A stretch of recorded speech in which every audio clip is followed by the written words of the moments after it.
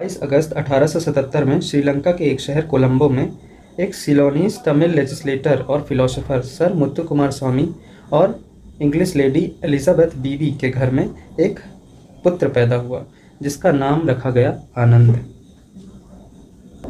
आनंद ही वो बालक था जो आगे चल के भारतीय कला के बारे में पूरे पश्चिम को सिखाने वाला था।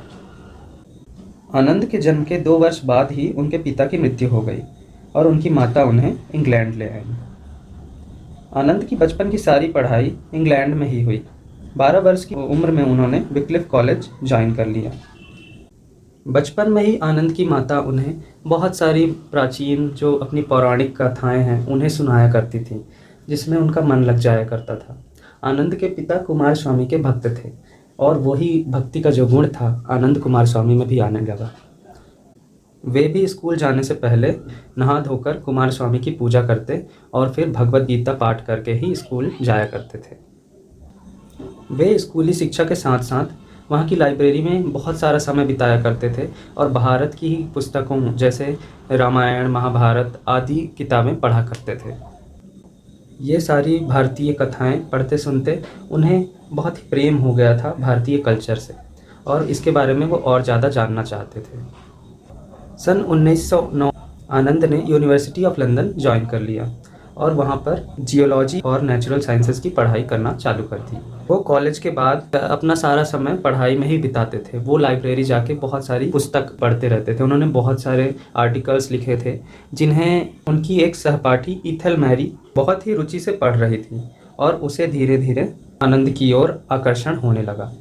एक दिन उसने आनंद से आकर भारतीय कल्चर के बारे में, अपनी रुचि के बारे में बताया और उनसे और भी जानने के लिए अपनी इच्छा व्यक्त की। वो दोनों बहुत समय समय तक अपनी चर्चाएं करते रहते थे और एक दिन ऐसा समय आया जब वो बहुत ही क्लोज आ गए और आनंद ने अपनी माता से परमिशन लेकर उससे शादी कर ली। उस वक्त वो 24 वर्ष के थे। विवाह के बाद आनंद को उसकी डॉक्टरेट की डिग्री मिल गई और वो अब डॉक्टर कुमार स्वामी हो चुका था। उसी वर्ष आनंद को साइंस रिसर्च ऑफिसर के रूप में इलेक्ट किया गया और सीलोन भेज दिया गया। सीलोन श्रीलंका का ही उस समय का नाम है। आनंद वापस से अपने मातृभूमि की तरफ लौटकर बहुत ज़्यादा खुश हो रहे थे।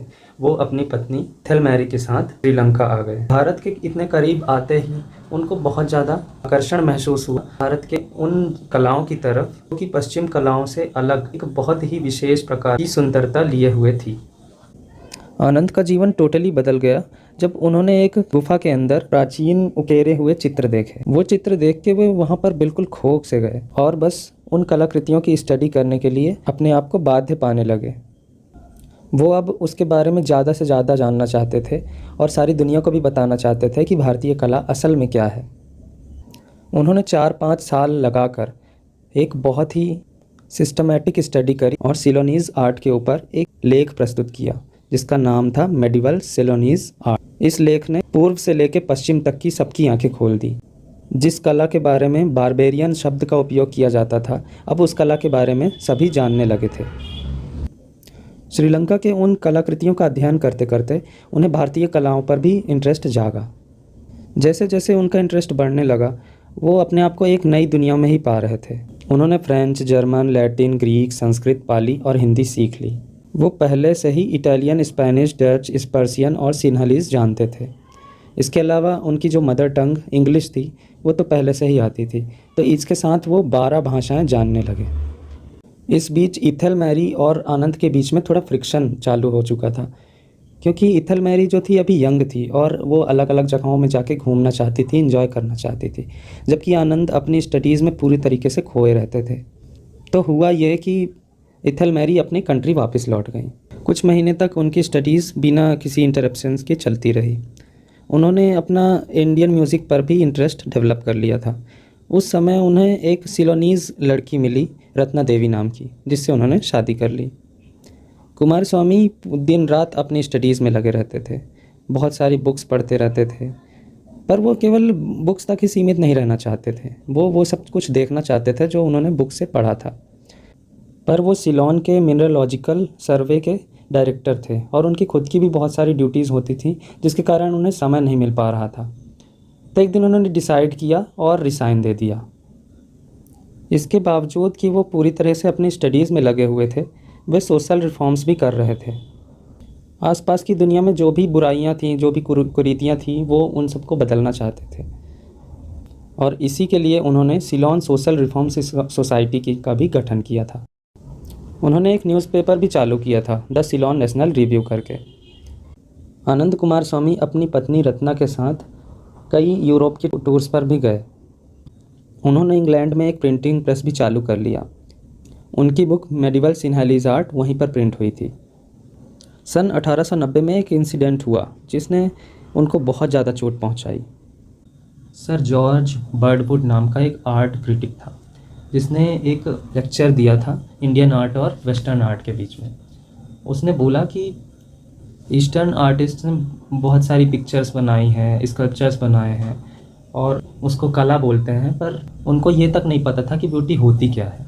एग्जाम्पल के लिए बुद्धा के फिगर्स को ही देख लो, क्या ब्यूटी है उनमें। ऐसा लगता है 100 डस्ट के बने हुए पाइज हों। ये सुनकर आनंद बहुत ही ज़्यादा गुस्से और दर्द से भर गए और यहाँ पर से उन्होंने भारतीय कला के बारे में जागरूक करने का मोटिव पाया। उनकी सोच थी कि बर्डवुड जैसे लोग बिल्कुल कुछ भी नहीं जानते भारतीय कला के डेवलपमेंट के बारे में। पर दुख की बात तो ये है कि बहुत सारे भारतीय लोग भी उनकी बातों पर यकीन कर लेते हैं और अपनी आंखों में वेस्टर्न चश्मा लगा लेते हैं और भारत की कला को उसी तरीके से देखते हैं। उन्होंने इस चीज़ में बहुत ज़्यादा अन्याय देखा और कुछ समय के पश्चात ही उन्होंने एक बुक लिखी, origins of the Buddha figures नाम की। बाद में रत्ना देवी और आनंद कुमार स्वामी वापस सिलोन आ गए और यहाँ उन्होंने एक बच्चे को जन्म दिया जिसका नाम रखा नारद। नारा का अर्थ है ज्ञान और दा का अर्थ है देने वाला।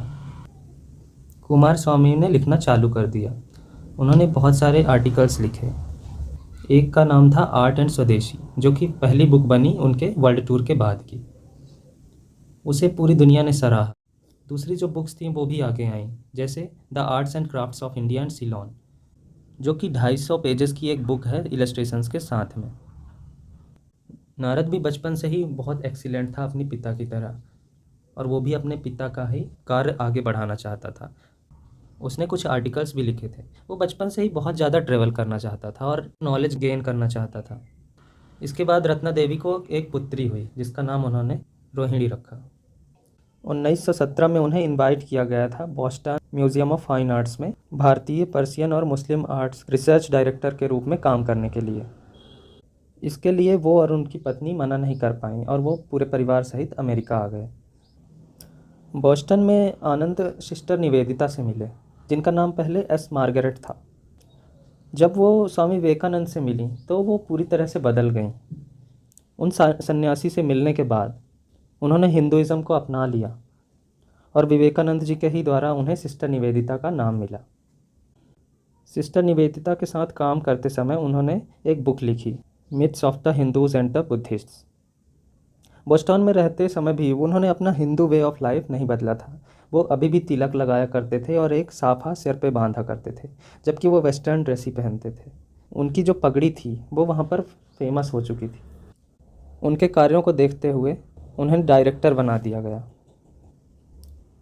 कुमार स्वामी का पुत्र जो नारद था वो अप्रेंटिसशिप कर रहा था राइटर के रूप में, और जो उनकी पुत्री थी वो इंडियन म्यूज़िक सीख रही थी और वो भी एक अच्छी म्यूजिशियन बन रही थी। ये समय था जब आनंद बहुत ही ज़्यादा खुश थे, पर ये खुशी बहुत समय तक टिकी नहीं। रत्ना देवी की जो तबीयत है वो धीरे धीरे ख़राब हो रही थी। आनंद अपने बेटे का कई बार मजाक उड़ाया करते थे कि तुम्हारा नाम बिल्कुल सही बैठता है नारद के रूप में, क्योंकि तुम हमेशा घूमते रहना चाहते हो। और इस पर नारद हंस दिया करता था। एक बार नारद जब बाई एयर ट्रेवल कर रहा था तब वो वापस नहीं आ सका, और ये खबर सुनते ही रत्ना देवी भी नहीं सहन कर पाई और उनकी भी डेथ हो गई। ये दुख आनंद के ऊपर बिल्कुल पत्थर के जैसा गिरा और वो बहुत ज़्यादा दुखी रहने लग गए।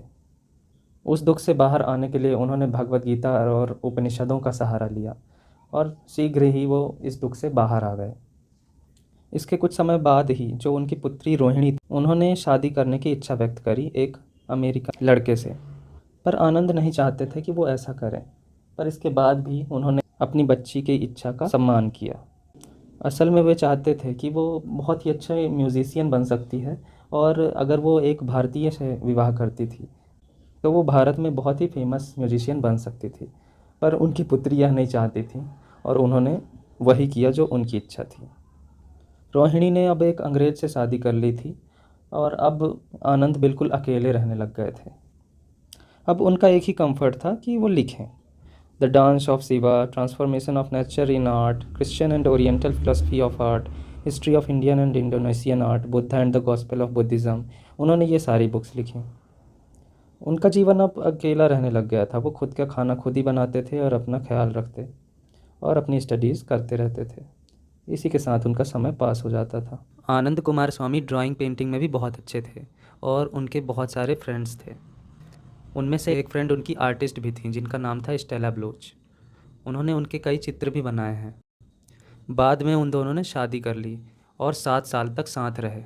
फिर किसी कारण से उनके बीच में डाइवोर्स हो गया, पर फिर भी वो दोस्त बन के रहते थे। तभी वो बॉस्टन में एक अर्जेंटीनियन महिला से मिले जिसका नाम था डोना लूसा। वो एक विधवा थी और वो इनकी राइटिंग्स में हेल्प करने लग गई थी। वो बहुत ज़्यादा पेन उठा रही थी उनकी जो राइटिंग्स थी उनको एडिट करने में। उस महिला की कंपनी में वो अपने सारे दुख भूल गए। डोना लूसा का एक बच्चा हुआ जिसका नाम रखा गया रामा। कुमार स्वामी ने उस बच्चे की परवरिश में काफ़ी समय दिया। उन्होंने उसका एडमिशन गुरुकुल यूनिवर्सिटी हरिद्वार में करवा दिया ताकि उसे इंडियन एजुकेशन मिल पाए।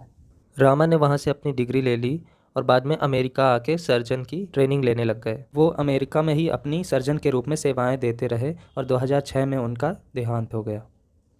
आनंद कुमार स्वामी का आखिरी समय पूरी तरह से स्टडी में ही बीता। 8 सितंबर को 1947 में उनकी अचानक डेथ हो गई। एक रात पहले ही वो 80 वर्ष के हुए थे और जैसा कि उनकी आखिरी इच्छा थी, उनके पुत्र रामा पोनम्बलम ने उनकी जो अस्थियां हैं उन्हें गंगा में प्रवाहित किया। आनंद कुमार स्वामी भले ही हमारे बीच अब ना हों, पर उनके किए हुए कार्य भारतीय जनमानस के लिए एक प्रेरणा है। आशा करता हूँ कि आपको इनकी स्टोरी जान के अच्छा लगा होगा। धन्यवाद।